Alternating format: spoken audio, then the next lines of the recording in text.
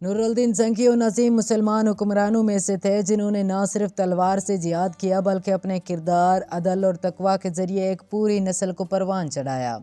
ان کا پورا نام نور الدین ابو القاسم محمود بن عماد الدین زنگی تھا اور وہ 1118 عیسوی میں پیدا ہوئے۔ ان کے والد عماد الدین زنگی بھی ایک بڑے سپہ سالار تھے جنہوں نے صلیبیوں کے خلاف جہاد کیا، اور والد کی شہادت کے بعد نور الدین نے حلب کی ذمہ داری سنبھال لی۔ نور الدین زنگی کے دور میں شام اور فلسطین میں صلیبی طاقتیں مضبوط ہو چکی تھیں اور مسلمان مختلف علاقوں میں بٹے ہوئے تھے۔ نور الدین نے سب سے پہلے مسلمانوں کو متحد کرنے پر توجہ دی۔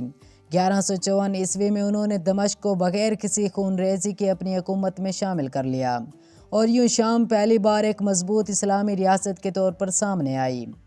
وہ محض جنگجو نہیں تھے بلکہ انتہائی سادہ، دیندار اور انصاف پسند حکمران بھی تھے۔ رات کو عبادت اور دن میں حکومت و جہاد کے ساتھ ساتھ انہوں نے اپنی ذات کے لیے بیت المال سے ایک درہم بھی نہیں لیا۔ ان کا لباس عام لوگوں جیسا تھا اور محلات سادگی کی مثال تھے۔ انہوں نے مدارس، ہسپتال اور مسافر خانے تعمیر کروائے تاکہ علم اور خدمت عام ہو۔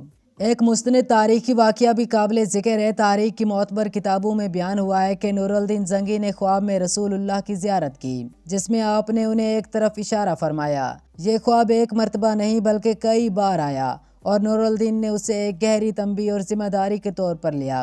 اس بے چینی کے عالم میں وہ فوراً مدینہ منورہ کا سفر کر گئے، جہاں پہنچ کر انہوں نے روضہ رسول صلی اللہ علیہ وآلہ وسلم خاتم النبیین کے ارد گرد کے حالات کا جائزہ لیا اور نگرانی سخت کرائی۔ تحقیق کے بعد معلوم ہوا کہ دو افراد جو زاہد و عبادت گزار ظاہر ہو رہے تھے، ان کے ارادے مشکوک تھے۔ نور الدین نے حکمت اور خاموشی کے ساتھ معاملہ سنبھالا اور روضہ رسول کے گرد زمین کے نیچے سیسہ پگھلا کر مضبوط حفاظتی دیوار تعمیر کروائی تاکہ اس مقدس مقام کی حفاظت ہمیشہ کے لیے یقینی بنائی جا سکے۔ یہ واقعہ نور الدین زنگی کے ادب رسول صلی اللہ علیہ وآلہ وسلم، غیرت ایمانی اور اعلیٰ اخلاق کو واضح طور پر پیش کرتا ہے۔ صلاح الدین ایوبی اسی نور الدین زنگی کے زیر سایہ تربیت پائے۔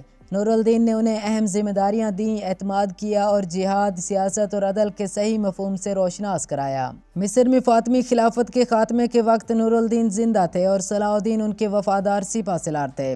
بعد ازاں نور الدین کے انتقال کے بعد ہی صلاح الدین نے وہ عظیم کارنامے انجام دیے جن سے آج پوری دنیا واقف ہے۔ 1174 عیسوی میں نور الدین زنگی دمشق میں بیماری کے باعث وفات پا گئے، مگر ان کے اصل میراث زمین یا خزانہ نہیں بلکہ وہ افراد اور نظام تھے جو انہوں نے تیار کیا۔ انہی افراد اور انہی اصولوں نے بعد میں بیت المقدس کی آزادی کی بنیاد رکھی۔